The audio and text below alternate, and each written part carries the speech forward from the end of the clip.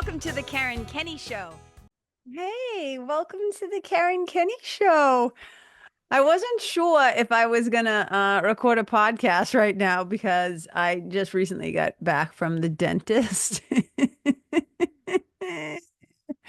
And while I did have a good cleaning, I also had a shit ton of shots of Novocaine and some two fillings done. So my mouth is still numb on the left side of my face. So if you're watching this and you're like, why is she doing that weird thing with her mouth? It's because I can't feel half my face.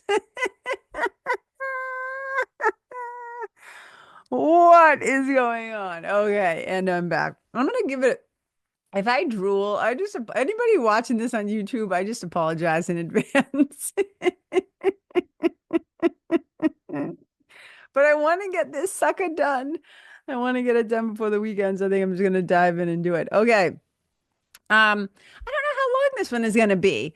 I feel like I maybe don't have a ton to say, but it still feels really important. Like my spiritual team's been like, talking to me about this. And I'm not even sure what I'm going to call this thing. Maybe I'll call it, when you get married and they say something like, we're something old and something new, something blue and something true. I don't know, whatever it is.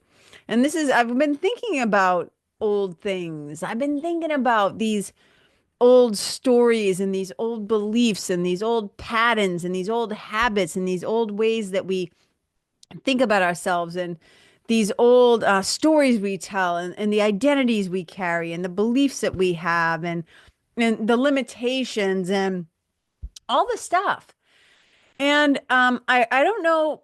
I'm trying to remember exactly. I want to pinpoint exactly when this thought kind of floated into my head, but on some level, it doesn't even matter. But I remember I either went to say something or a thought like floated across my consciousness, right? Like it floated across my awareness.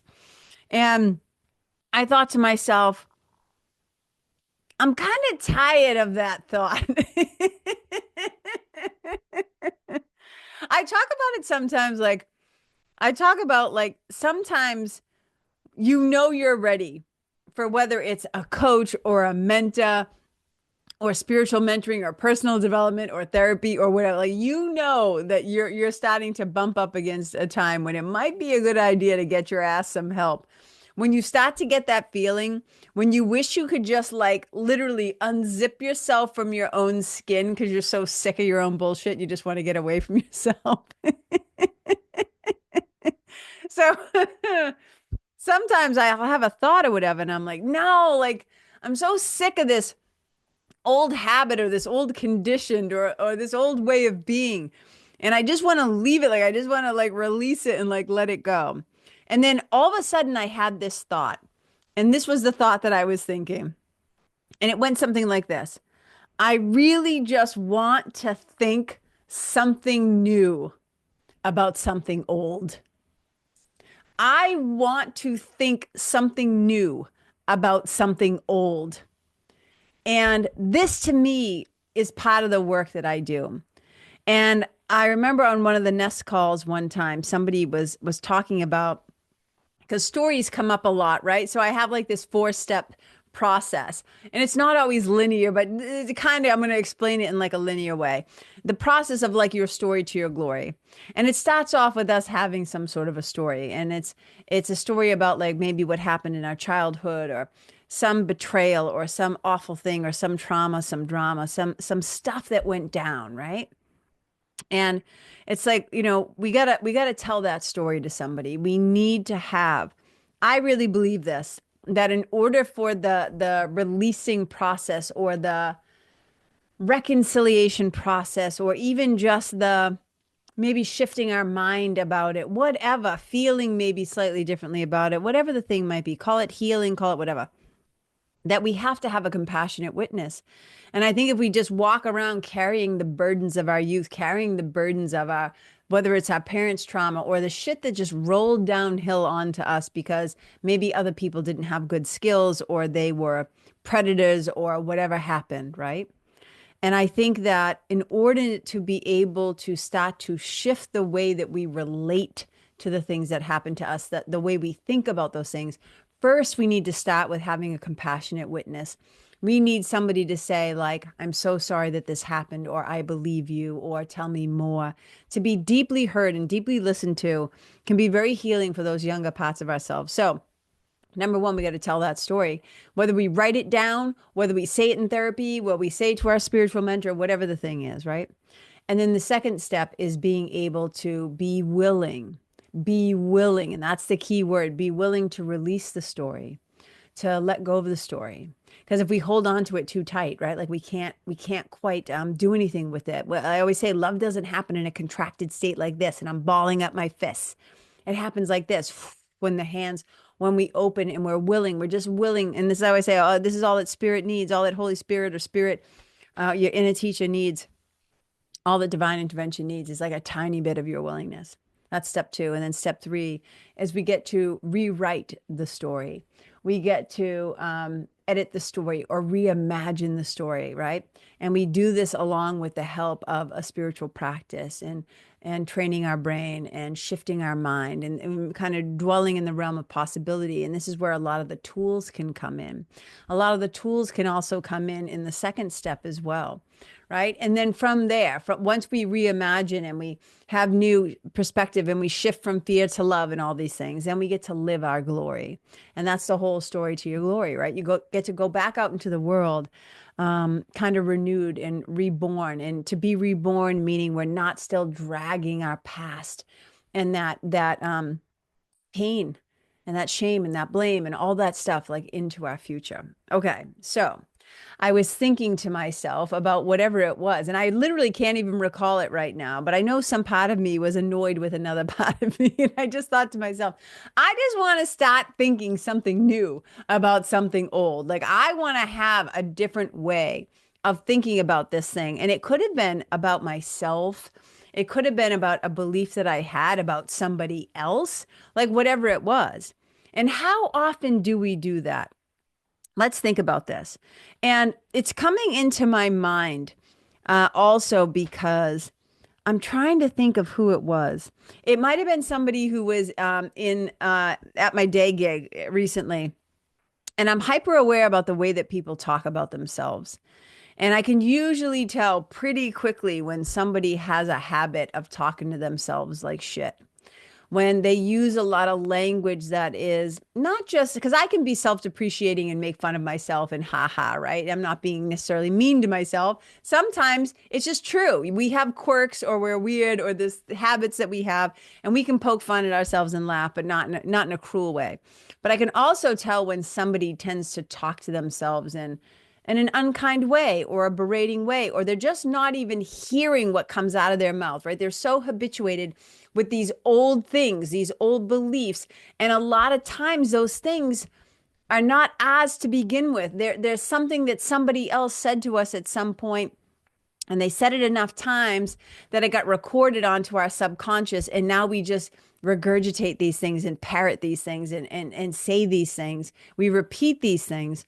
When I often say, like, I think I said it on the last episode, it wasn't even mine to begin with. This internal voice, this critical voice that I had, it wasn't mine. It belonged to somebody from my childhood who kind of imprinted it on me during those years from 0 to 8, like when you're really, really impressionable and kind of hypnotizable, right? When you're really able to be conditioned. So I guess what I'm trying to say is, how often do you pause and stop when you hear yourself say something or think something or do something that is patterned or habited or conditioned or just this is the way we've always done it or whatever, you blurt something out?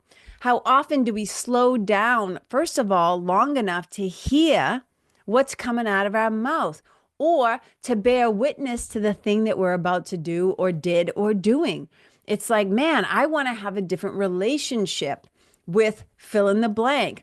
I want to be able to think something new. As easy as even like, especially like if you have a long-standing, let's say you have a long-standing condition, right? Maybe a physical condition. For the longest time, like let's talk about, we can say irritable bowel syndrome, right? For me.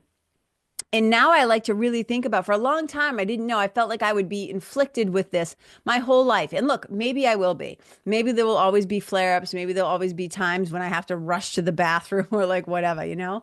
But I like to be able to have, and that's certainly something that I would love to continue to have, new thoughts about old things, right? I would like to be able to think something new about something old. And whether that's a relationship, whether that's a condition, whether that's a, like I said, like a belief or a story.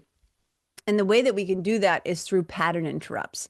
And if you've never seen Bob Newhart, just Google like Bob Newhart therapist or just Bob Newhart, stop it.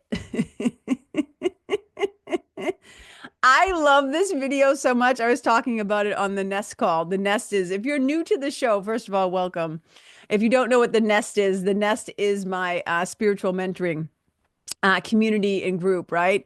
And so we have calls twice a month. We have, biweekly calls. And we were on the call last night and somebody was talking about like, the way that their mind was kind of getting away from them. And we're just kind of talking about the habits of the mind and stories we tell and all this stuff. And I said, yeah, so sometimes we need to have a pattern interrupt. And so in neuroscience, right? So I always combine the spirituality with science.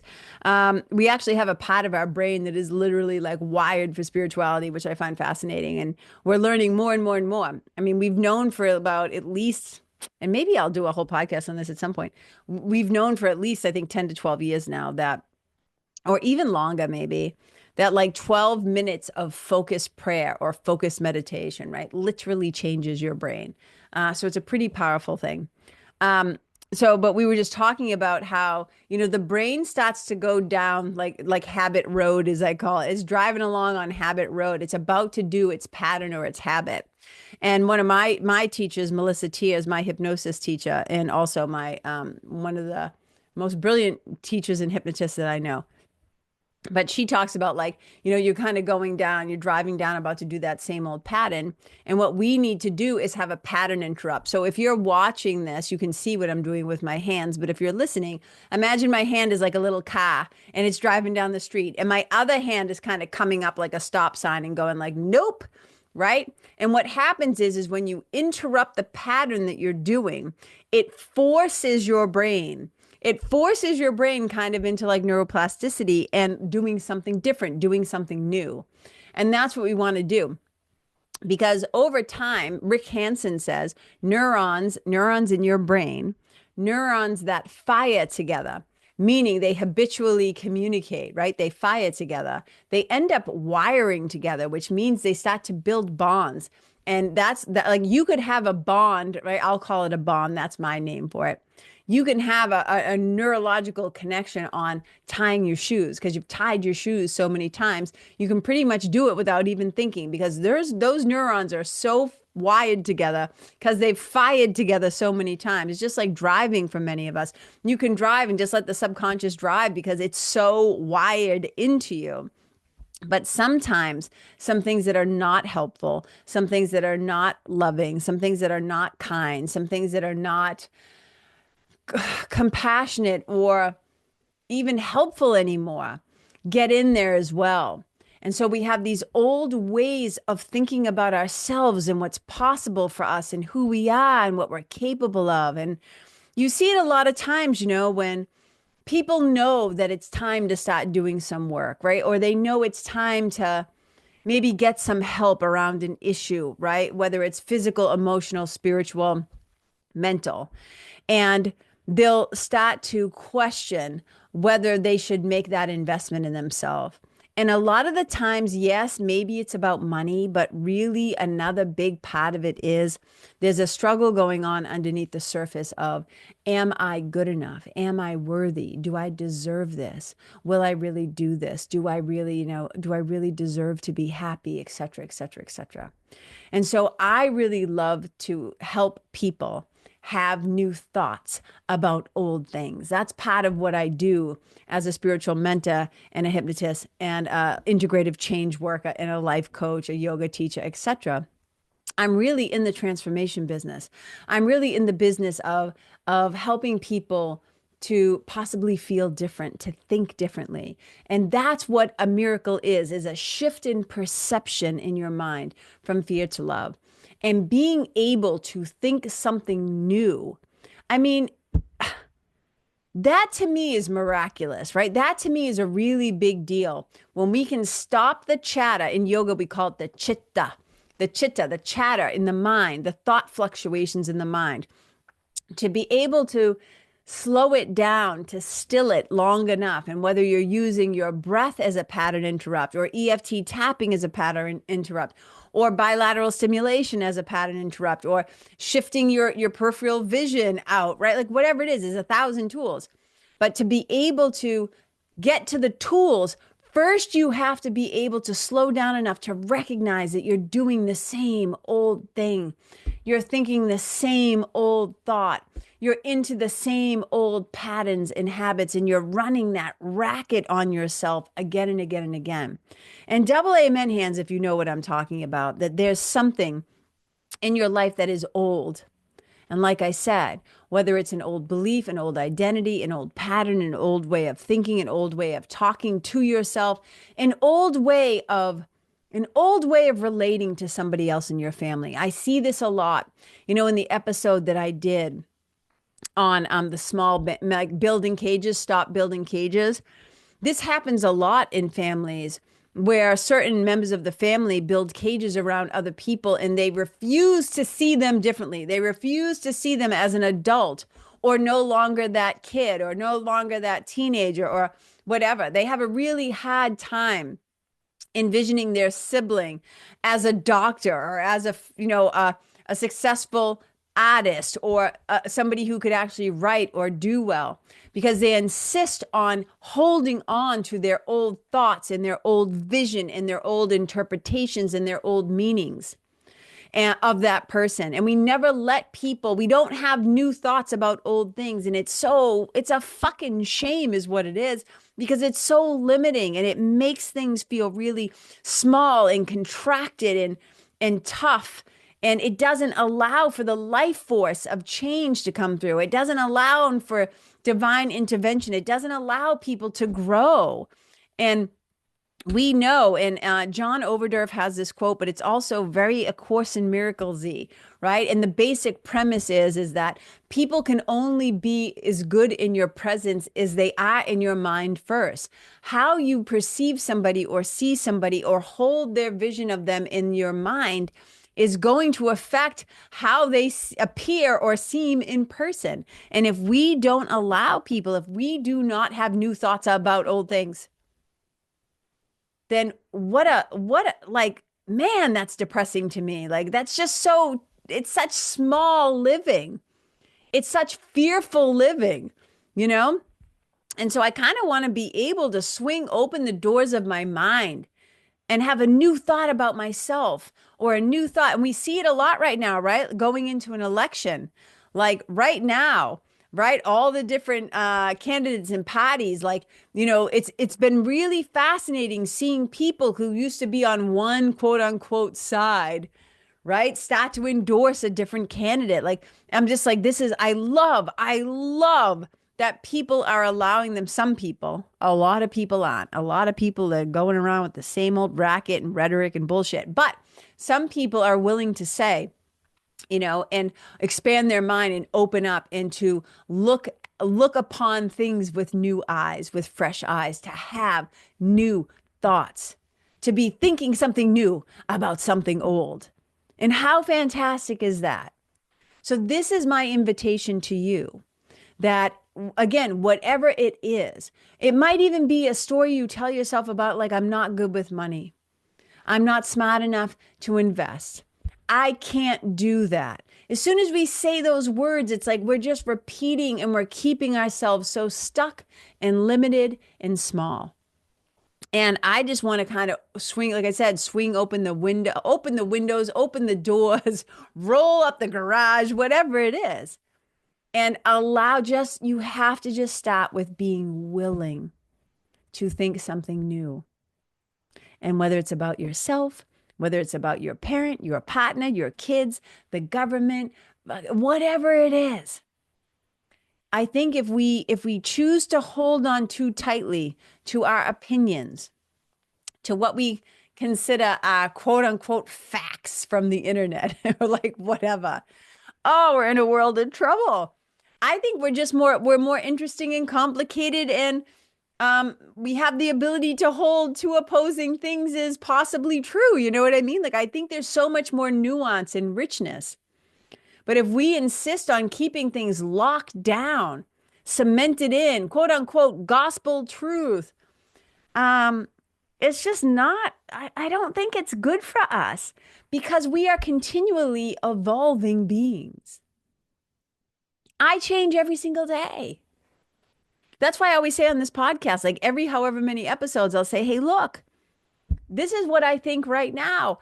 I might be better, smarter, older, more wise, whatever, 20 minutes from now, never mind 20 days, 20 months, 20 years from now, 20 weeks from now, right? I might do this and then later find out something new and go like, oh, I've changed my mind.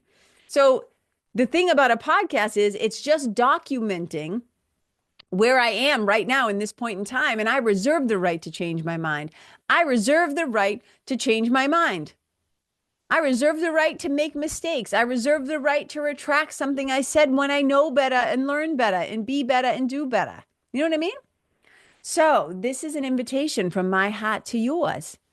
Let's start to think something new about something old. And if you're comfortable sharing, I always say, like, I love to hear. Look, it's always nice.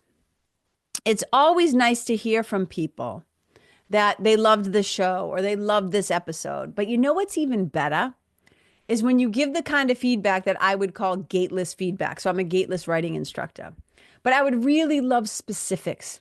I would really love to know when you share or if you share about the show, what exactly landed for you? Like what resonated for you? What got you thinking? Like what did this bring up for you? What is the something old that you want to think something new about? So specificity is a delight for those of us who are writers and storytellers and communicators, right? So yeah, so that's just my invitation to you. Let's create a little more wiggle room, a little more freedom, a little more possibility and space for change, for transformation, for healing, for surprise, for delight, for awe, whatever it is to sneak in. But that can't help happen if we insist on being right about things that maybe are no longer true or no longer applicable or no longer helpful or no longer meaningful or just shit you've been repeating because your mother used to say it, because your auntie used to say it, because your grandmother used to say it, because her mother used to say it, or vice versa. Or I vote this way because my family's always voted this way, or I still go to this church because that's just how it was. Well, no, you get to question things. I really feel like if we're not questioning things, we're kind of dying a little bit. You know, that's me though. I love to be curious. I love to change my mind, especially when I'm wrong about something or somebody. I'd love to change my mind. So here's an invitation to maybe change your mind too.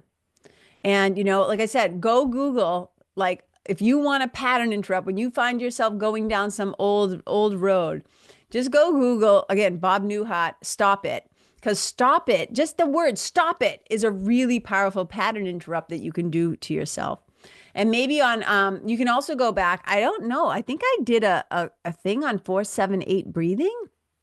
I'm going to have to go look my own shit up. I don't know. But there's lots of different ways where we can interrupt our habituated thinking process. And when you catch yourself saying something out loud or about to do something, or when you catch yourself, but the key to catching things is slowing down. One of the ways that we can slow down is to start to have a DSP and a meditation practice so that we can start to train our brain. We can start to train our mind. Do it with pranayama, with some good, deep, slow belly breathing, right? Starting to slow down the nervous system, down regulate the vagus nerve, start to drop into our body, be a little more present. We slow down the body, we slow down the breath, we slow down the movement of the brain. And then we start to become more conscious of and aware of what we actually say, think, believe, and do. And the stories that we repeat and regurgitate, you know? So I hope this has been helpful in some way. I can't wait to think something new about something old. And one of the ways we do this is we get to question and ask that question, is this true? You find yourself saying something, I'm so stupid. Like you make a mistake and you're like, I'm so stupid. And I'll stop and I'll ask myself, is that true? And I'll say, no, you're actually not stupid. And, and on top of it, you are allowed to be human and make mistakes. So there's that. You know what I mean? But for a long time, I think I had like a deep subconscious belief about some things about myself that got implanted there, by other people from my younger years. And if I never questioned it, oh my God, if I never questioned these things, I would probably never have opened a yoga studio. I wouldn't have done it, had a TV show. I wouldn't have started a podcast. Right? If I didn't start to question some of the like basic baseline bullshit boring things, right? And they're just boring because they're old to me now. Things that were said to me as a child, I would have been too terrified to do anything in life. I would have been too afraid to be seen, to be heard, to step forward, to grab the mic, to get on stages, to be a speaker, to be a storyteller, to write a book, to do these things, right? Because I am an introvert, right? I am an introvert, hardcore, but I make myself do extroverted things. And what allows me to do that is I started to have new thoughts about old things. And that old thing was me. That those old things were the stories that I was telling and the things I was repeating in my head. And I may not even have a relationship with some of those motherfuckers, right, who said those things to me, but somehow they got in there. So I want to encourage you to question. Let's pinky swear. I'm pinky swearing right now. I'm holding my pinky up to the camera. Let's pinky swear that we're going to just be willing. We're going to be willing, right, to start thinking new about something old. Let me know how it goes. All right. Thank you so much for tuning in. Loyal listeners, I love you. You can always get this podcast delivered right into your email inbox every Thursday morning at the crack of dawn by going to karenkenney.com/sign up, and you'll start to get my newsletter. And I don't spam you. I don't send a ton of stuff, right? It's just ways to keep in touch, find out what's going on, and get this delivered right to you. You could also, if you're curious about joining the nest, karenkenney.com/nest. And then also, if you want to support the show by sending a little love donation in, just go to my tip jar, karenkenney.com/tip jar. All right, you guys, thank you so much for tuning in. I appreciate you. I love you. I see you. I hope you're having a fantastic week. Please, please, please, please, please go out and vote. Please get your asses out there and vote. Use your voice, right? It is our right. Let's not take it for granted. Okay. Wherever you go, may you leave yourself and the animals and the planet and all the creatures and beings, right, better than how you found it. Wherever you go, may you and your presence and your quality of attention and your love be a blessing. Bye.